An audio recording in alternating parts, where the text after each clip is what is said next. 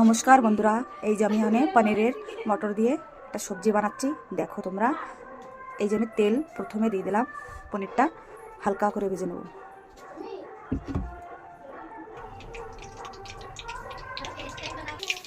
পনির কটা আমি ভেজে নেব, হালকা হালকা করে ভেজে নেব।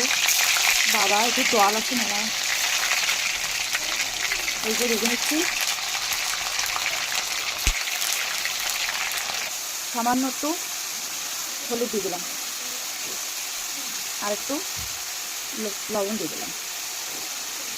পনিরটা একটু হালকা করে ভেজে নেব এইভাবে, বেশি ভাজবো না, হালকা করে ভেজলে এই পনিরের তরকারিটা ভালো লাগে।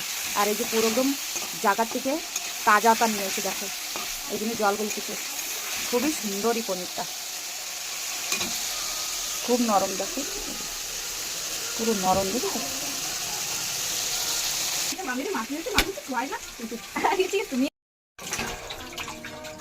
জিরে দিয়ে দিলাম, তেজপাতা দিয়ে দিলাম,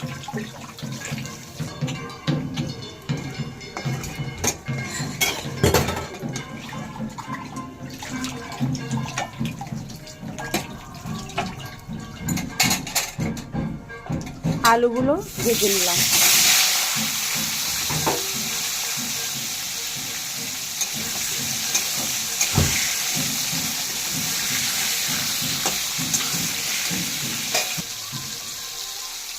হলুদ দিয়ে দিলাম,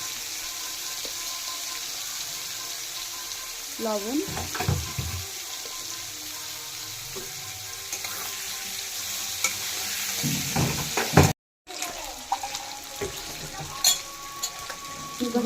দিয়ে দিলাম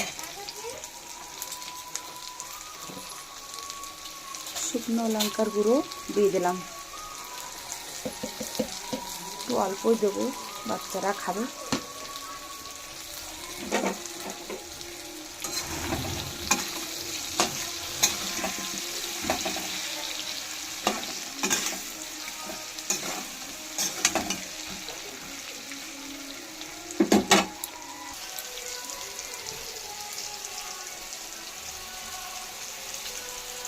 মটরটা দিয়ে দিলাম,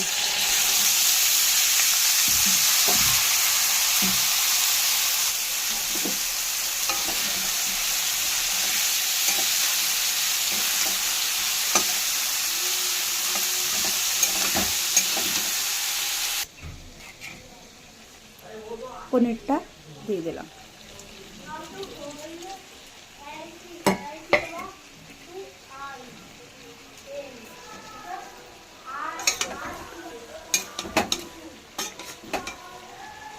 বন্ধুরা, আমি এইভাবেই রান্না করি এই তরকারিটা। পনিরের সবজি আমি এইভাবেই রান্না করি, তোমরাও এইভাবে রান্না করে খেয়ে বলবা কেমন লাগলো। এই যে পনিরের মশলাটা দিয়ে দিলাম, আর গরম জলটাও দিয়ে দেবো। গরম জল করলে এই সবজিটা রান্না করলে টেস্টি লাগে। এই যে গরম জল দিয়ে দিলাম,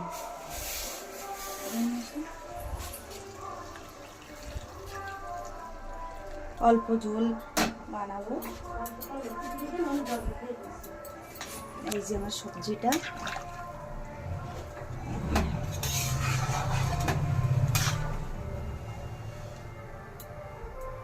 এইবার আমি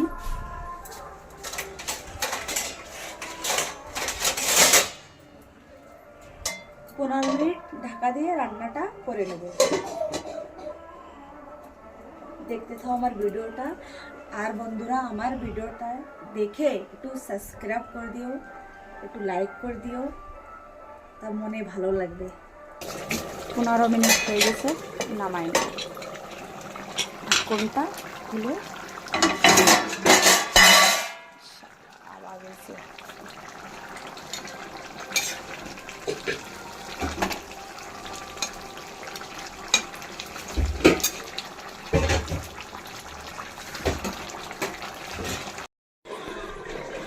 পনেরো মিনিট হয়ে গেছে,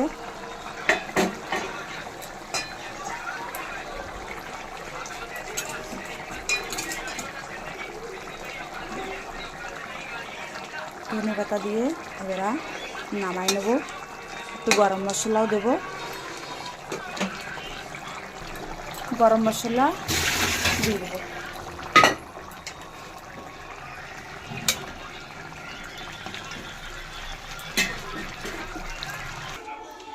এই যে আমার পনিরের রেসিপিটা হয়ে গেল।